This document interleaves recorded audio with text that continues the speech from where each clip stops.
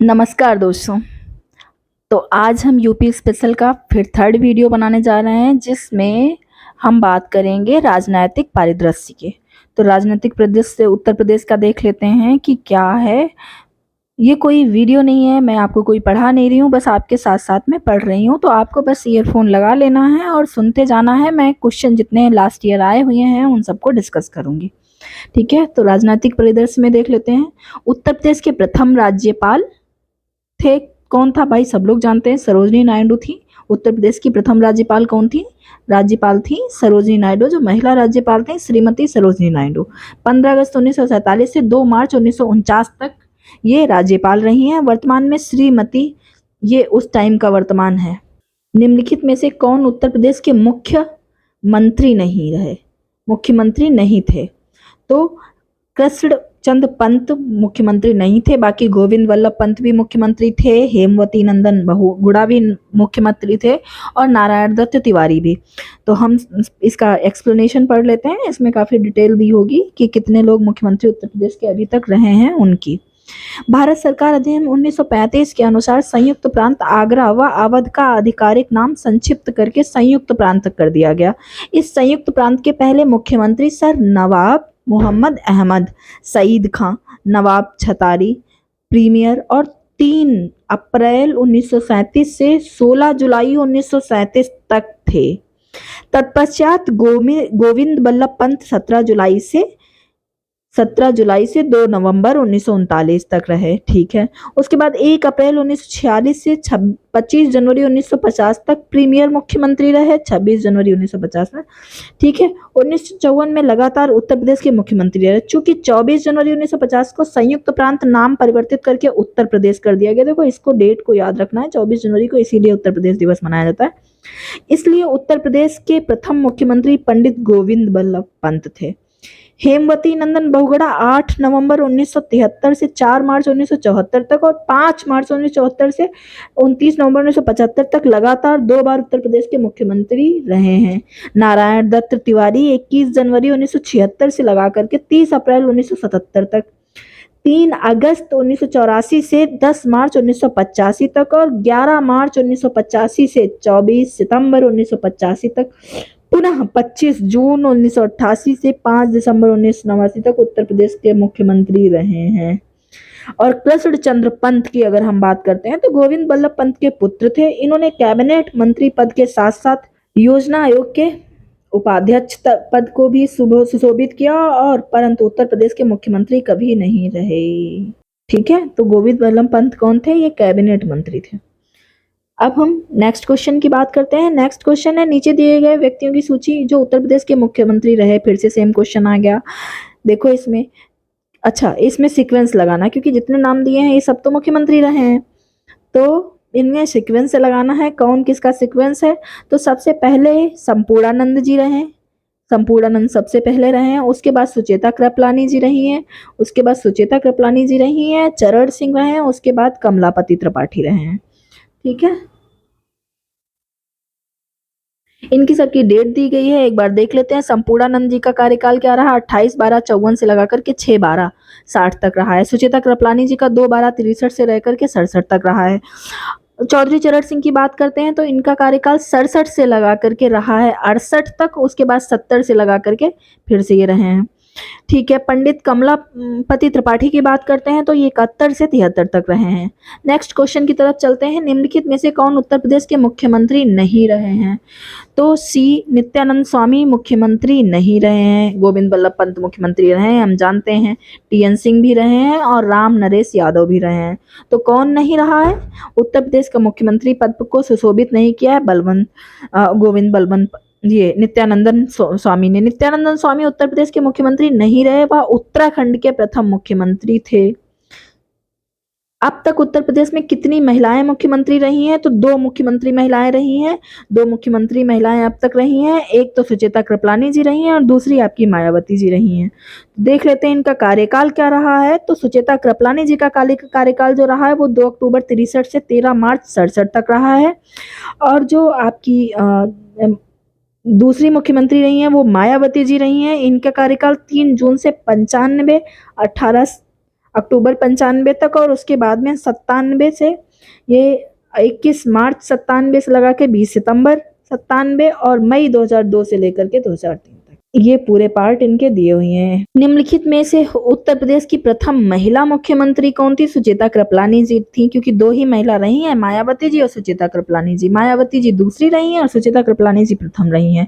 UP विधानसभा के प्रथम अध्यक्ष कौन है? तो यूपी विधानसभा के प्रथम अध्यक्ष जो रहे हैं वो रहे हैं पुरुषोत्तम दास टंडन।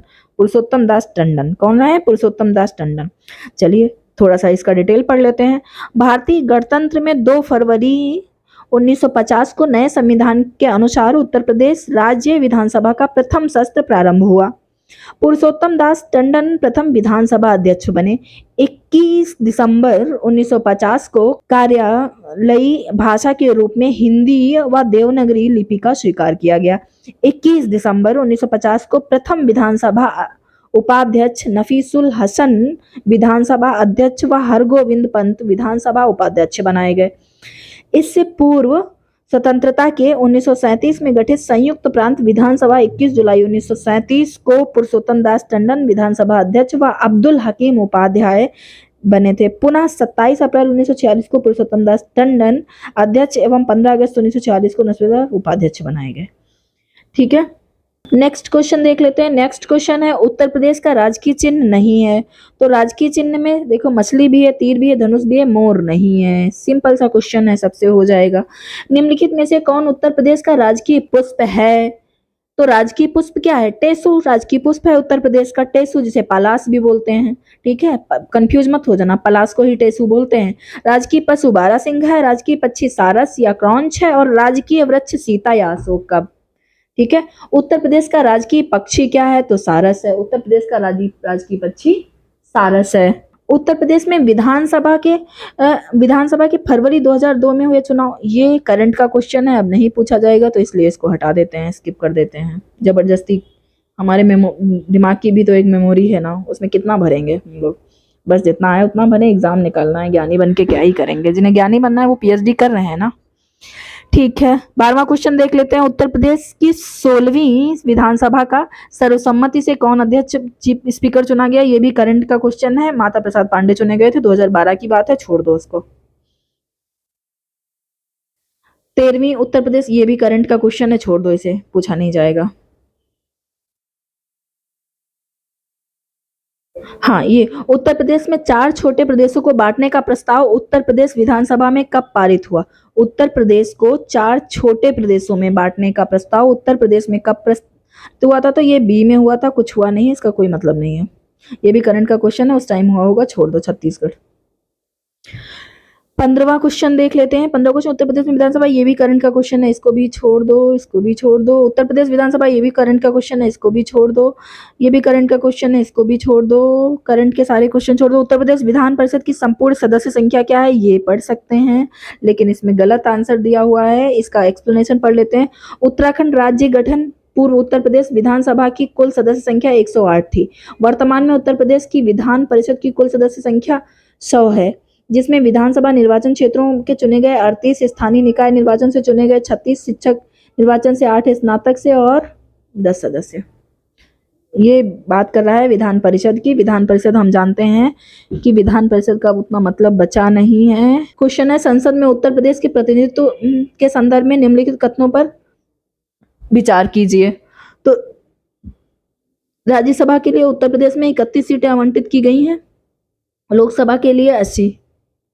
ठीक है, तो इसमें दोनों ही सही हैं। राज्यसभा के लिए 31 हैं, लोकसभा के लिए 80 सीटें। उत्तर प्रदेश की किस नगर का मेयर के बारे में देखो कौन कौन से सेंटेंस सही हैं। तो मेयर के बारे में बढ़ते हैं।